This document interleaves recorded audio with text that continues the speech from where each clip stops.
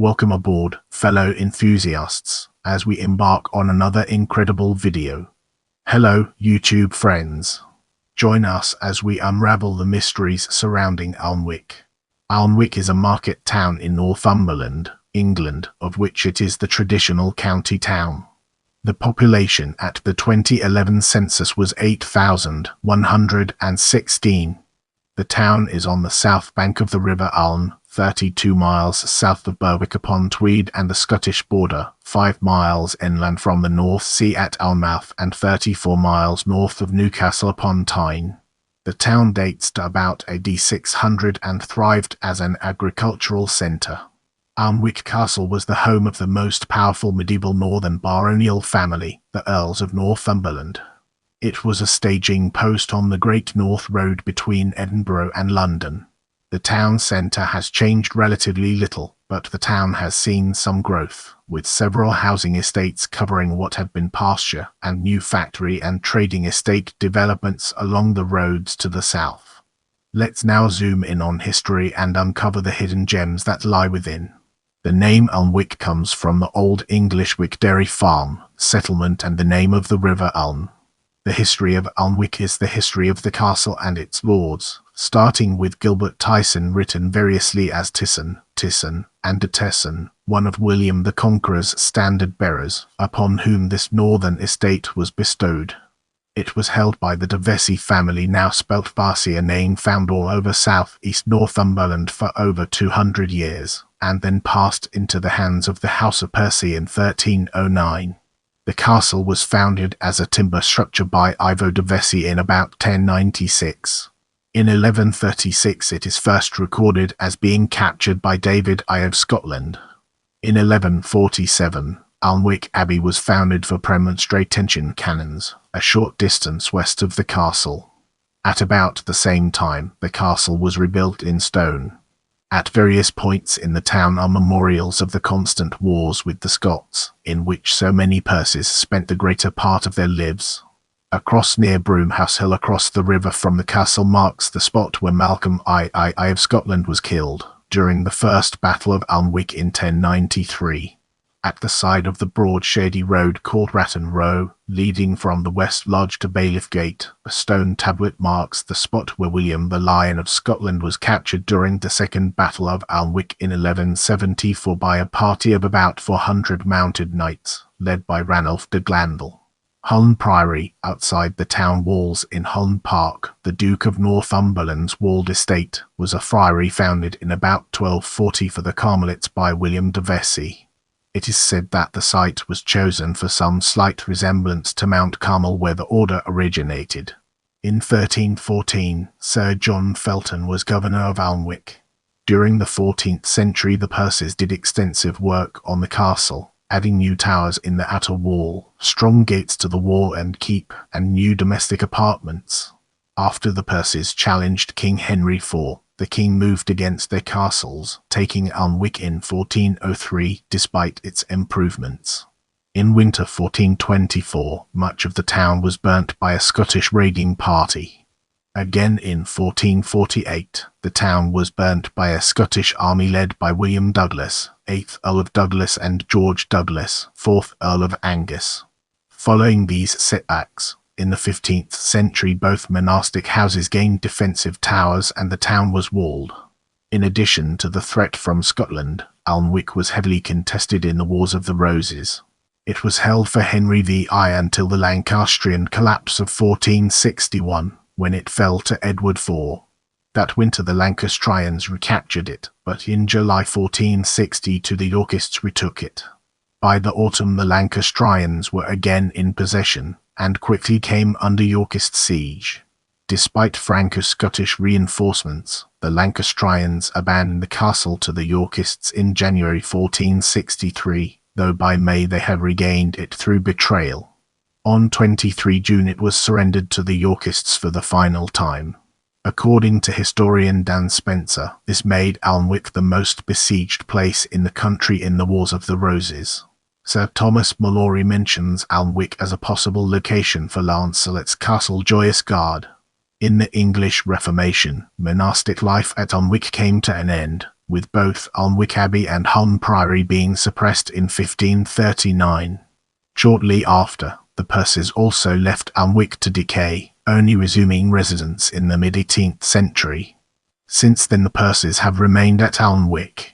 There was a Church of Scotland congregation in Alnwick in the 17th and 18th centuries.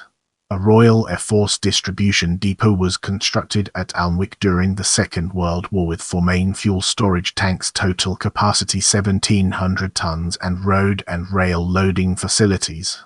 The tanks were above ground and surrounded by concrete. The site was closed in the Earls, and its demolition and disposal were completed in 1980.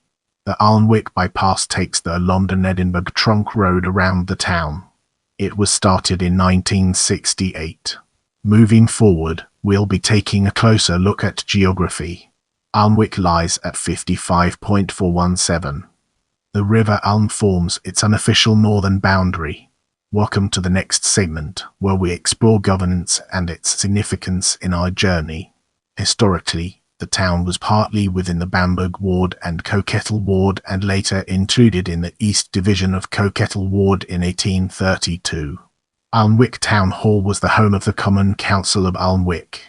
By the time of the 2011 census, an electoral ward covering only part of Alnwick Parish existed. The total population of this ward was 4,766. Without wasting any more time, let's jump into the fascinating world of economy. Some major or noteworthy employers in the town are Butter Books, one of the largest second-hand bookshops in England, set in the town's former railway station Quotient Sciences Alnwick, a large pharmaceutical manufacturing, research and testing centre, and a few mutual provider of insurance, pensions, investments department for environment, food and rural affairs House of Hardy, fly fishing gear, one of the most worldwide well-known fly fishing gear brands. Without further ado, let's move on to the topic of education. Secondary schools in Alnwick include the Duchess's Community High School. As we embark on the next leg of our journey, let's unpack the layers of landmarks and examine its core elements. The town's greatest building is Alnwick Castle, one of the homes of the Duke of Northumberland and site of the Alnwick Garden. The castle has extensive grounds landscaped by Capability Brown, which includes several follies as well as the ruins of St Leonard's Hospital, Alnwick Abbey and Hulme Priory. The town centre is the marketplace, with its market cross, and the 19th century Northumberland Hall, used as a meeting place. The Alnwick Playhouse is a thriving multi-purpose arts centre that stages theatre, dance, music, cinema, and visual arts productions. In 2003, the Willowburn Leisure Centre was opened on the southern outskirts of the enlarged town, replacing the old sports centre located by the Lindisfarne Middle School and the now demolished youth centre. Alnwick's museum, Bailiff Gate Museum, is close to the Bailiff Gate entrance to the castle. Its collection is dedicated to local social history. The museum has recently had a major refit funded by the Heritage Lottery Fund. Its collection includes a variety of agricultural objects, domestic items, railway items, coal mining artifacts, printing objects, a sizable photographic collection, paintings, and a range of activities for children. Other places of interest in and near the town include the Bongate Tower, also known as the Hotspur Tower or Hotspur Gate, the only upstanding survival of the medieval town wall and named after Sir Henry Percy, also called Harry Hotspur, the eldest son of the first Earl of Northumberland. Brizzy Tower, a Grade A listed folly tower on a hill in Hulme Park, the Duke's Walled Estate, designed by Robert Adam in 1777 and erected in 1781 for Hugh Percy, 1st Duke of Northumberland. Camphil Column, an 1814 construction celebrating British victories in Europe, and possibly erected as a reaction against the French Revolution. The Finkel Street Drill Hall, converted from a library in 1887. The Fusiliers Museum of Northumberland, found within Alnwick Castle. The Nelson Memorial, Swarland, emphasising a local link to the admired Admiral. The Pottergate Tower, a Gothic eye-catcher of 1768 straddling Pottergate on the site of the medieval gate. RAF Balmoor was an airfield during World War II. It now has a role in early warning radar surveillance and communications. Street Leonard's Hospital Chapel, within the castle park. Meadry ruins of c. 1200 from a hospital founded for the soul of King Malcolm of Scotland. Street Mary's Chantry, in Walkergate, the ruins of a medieval chantry house licensed in 1448. Street Michael's Church on Bailiff Gate, the main parish church of the town, a Grade A listed building dating from the 15th century with fragments from the 12th century.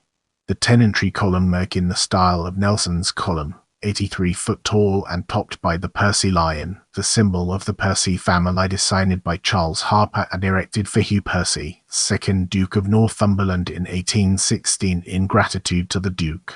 The White Swan Hotel, an 18th coaching inn that now houses the first-class lounge and other fittings from the Titanic's near-identical sister ship RMS Olympic. As we enter this new chapter, let's navigate the complexities of sport and unravel its multifaceted nature. Alnwick RFC, Alnwick Town AFC. Brace yourselves for the next chapter, where we'll be dissecting local media. Local news and television programs is provided by BBC North East and Cumbria and ITV Tyne Tees. Television signals are received from the Chatham TV transmitter. Alnwick's local radio stations are BBC Radio Newcastle on 96 FM, Hits Radio North East on 102.6 frequency modulation, and Lionheart Radio on 107.3 FM, a community-based radio station. The Northumberland Gazette is the town's local newspaper. The spotlight now falls on events as we delve deeper into its details. Alnwick Fair was an annual costumed event, held each summer from 1969 to 2007, recreating some of the appearance of medieval trading fairs and 17th century agricultural fairs. It has now been discontinued. With the foundation laid, let's embark on a journey into road. Alnwick lies adjacent to the main national north-south trunk road, providing easy access to Newcastle upon Tyne 35 miles south and Edinburgh 80 miles north. Let's now turn our gaze towards rail and explore the fascinating connections it has to offer. The East Coast Main Line between Edinburgh journey time approximately 1:10 and London journey time approximately 3:45 runs through Alnmouth for Alnwick Station about 4 miles away, with a weekday service of 15 trains per day north to Edinburgh and 13 trains per day south to London. The Alnwick branch line formerly linked Alnwick's own station, close to the town centre, to Alnmouth Station, but this line closed in January 1968. Since the Earls, the Aln Valley Railway Trust have worked to reopen the branch as a heritage railway, but due to construction of the Alnwick bypass removing a section of the original track on the edge of the town, their purpose-built Alnwick Lionheart terminus is located near the Lionheart Enterprise Estate on the outskirts of the town. The reopening project is ongoing and, as of July 2020, the line's eastern terminus had reached a new station at Greenwig Halt, approximately 1.5 miles from Lionheart, although it is yet to carry passengers over the full length. With that being said, let's now move on to air. Newcastle Airport lies around 45 minutes drive time away and provides 19 daily flights to London Heathrow, Gatwick, Stansted and London City, with regular flights to other UK centres. Let's now turn our gaze towards town twinning and explore the fascinating connections it has to offer. Alnwick is twinned with Brine, Norway, Lanny-sur-Marne, France, Vaud, Germany. Now, we shift our focus to Bourne in Alnwick, a topic that deserves our attention. William of Alnwick, Franciscan theologian and Bishop of Juvenozo, Martin of Alnwick d. 1336, Franciscan friar and theologian Henry Hotspur Percy, son of the first Earl of Northumberland John Busby, mining engineer William Davison, pharmacist, apothecary, publisher and printer Prideaux John Selby, ornithologist, botanist and artist William Henry Percy, naval commander and politician James Catnach, publisher George Biddle Airy, astronomer royal from 1835 to 1881 George Tate, tradesman, local topographer, antiquarian and naturalist Thomas Turner Tate, mathematical and scientific educator and writer James Patterson, Australian colonial politician, Premier of Victoria, born in Alnwick in 1833 T.J. Cobden Sanderson, artist and bookbinder associated with the arts and crafts movement Rolf Tate, botanist and geologist Bernard Bosanquet, philosopher Jim Hilton, painter for Shell Oil and immigrant to Canada David Adam, English minister and canon of York Minster Sid Waddell, commentator and television personality Jeremy Derrick, born 1962, chief executive of Sky Johnny Kennedy, spokesperson with the skin condition epidermolysis bullosa Stella Vine, born 1969, artist Laura Whiteman, born 1991, former British middle distance runner, Olympic competitor Kellen Watts, born 1999, professional footballer J. Arthur Rebel 1870–1973, chemical engineer. In the upcoming portion, we'll be dissecting lived in Alnwick to gain a comprehensive understanding of its implications. John Scaife, poet. Lucy Bronze, born 1991, footballer for Barcelona and England, played junior football in Alnwick and had plaque erected in her honour at Alnwick Town FC. Let's now turn our attention to Died in Alnwick and uncover the fascinating insights it brings to the table. Malcolm II of Scotland died 1093. Stan Anderson, English international rugby union player. Get ready for an exciting exploration as we unravel the mysteries of filming location. Alnwick Town has been used as a setting in films and television series. Films Harry Potter 2012, Villains 2011, Your Highness.